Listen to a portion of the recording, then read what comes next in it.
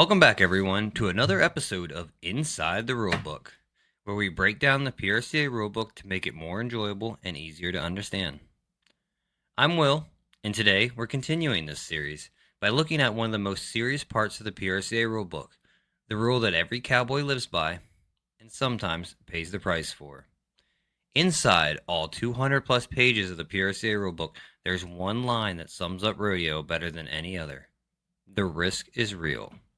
It's written in black and white in section B2.1.1, Assumption of Risk and Release of Liability.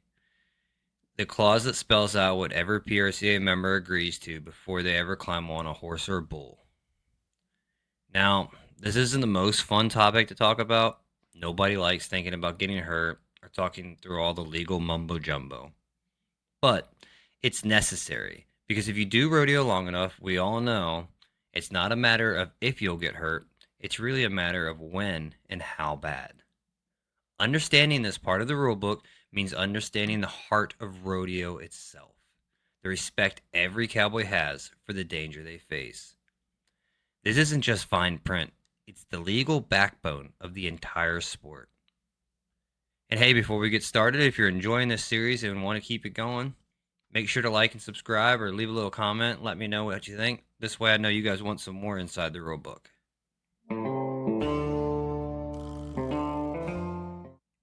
The rule starts simple, but powerful. When you become a PRCA member, you acknowledge that rodeo is dangerous, that you're knowingly and voluntarily taking part in a sport that involves the risk of serious injury or even death. You sign a release form, not just for the PRCA, but for everyone connected to a sanctioned event. And that includes rodeo committees, sponsors, stock contractors, judges, announcers, and even the folks setting up the arena. By signing, you agree that you understand the dangers, accept them, and will not hold the PRCA or its partners liable if something goes wrong. That might sound heavy, but it's what makes professional rodeo possible. Without that agreement, the sport couldn't exist in its modern form. Think about it. Every performance, every contractor, every committee, they would be taking on massive liability without that protection. One serious injury could shut down a rodeo for good. So this rule isn't about avoiding responsibility. It's about making rodeo sustainable. It ensures the PRCA can keep approving rodeos nationwide while protecting both sides, the organization and the athletes, through clear, written understanding. The cowboy accepts the danger, and the PRCA provides the platform. That is a mouthful. And both sides honor the risk that comes with the game. Now, section B2.1.1 isn't just about signing a form once and forgetting it. The rule applies every time a contestant enters an event. When you nod your head, you're reaffirming that agreement, saying that you understand the risks of that ride in the arena and on that stock. It's not symbolic, it's legal. And it's one of the few rules that never changes from rodeo to rodeo.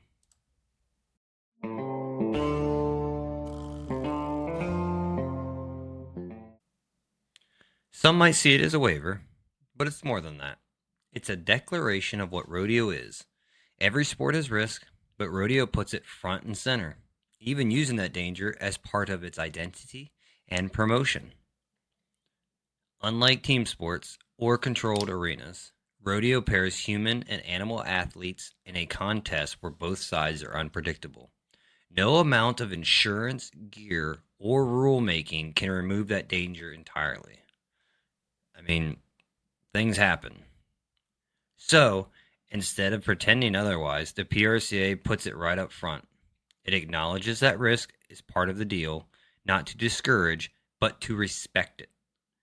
That honesty is what separates professional rodeo from everything else.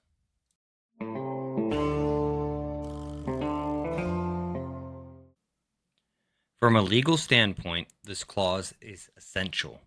It shields the PRCA, event committees, and even other members from lawsuits that could destroy the sport.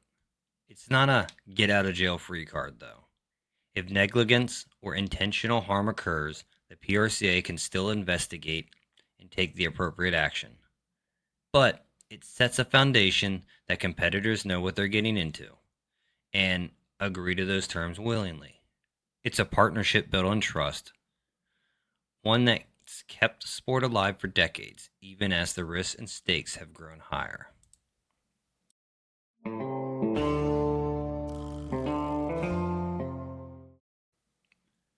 But here's the truth. Long before this rule was ever printed, the Cowboys already lived by it. They knew the risks every time they climbed on, and they did it anyway. The PRCA just turned that unspoken code into a written one, something that courts, committees, and Cowboys alike could all stand behind. That single page in the rulebook reflects the oldest truth in rodeo. You can't eliminate the danger, but you can acknowledge it and face it. And in the PRCA, that respect is mutual between riders, stock, and the organization that keeps the show rolling.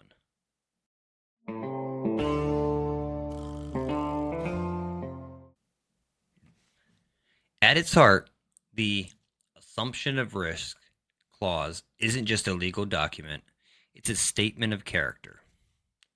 It says, I know the risks, and I choose the ride anyway. I know it's dangerous, but I'm dumb enough to still do it, pretty much. That mindset is the foundation of every PRCA member, from the rookie with a brand new permit to the world champion walking down the tunnel in Vegas.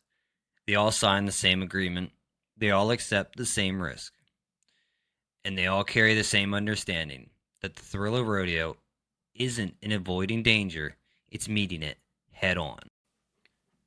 So, the next time you open the PRCA rulebook and see section B211, because let's be real, we all open up our rulebook weekly and read all the legal pages. But remember, it's more than legal language. It's the fine print that holds the spirit of rodeo together. Because when the gate cracks and the chute dust flies, every cowboy in that arena already knows the truth. The risk is real. Or more likely, I'm stupid and this is probably going to leave me crippled by the time I turn 50. But the risk is real just sounds better. So, if you've been following along from the start, you now know about the heart of the PRCA, how it began, how it was built, and what it demands from those who carry its card. It's a rule book, sure, but it's also a story written in grit, pride, and 8 seconds at a time. Holy cliche line. So next week we're gonna start talking about money on the line, which dives into entry fees, added money, and payout percentages. Because, I mean, if we're going to do something this dumb, we might as well make sure we get paid for it. Until next time, stay safe and ride rank.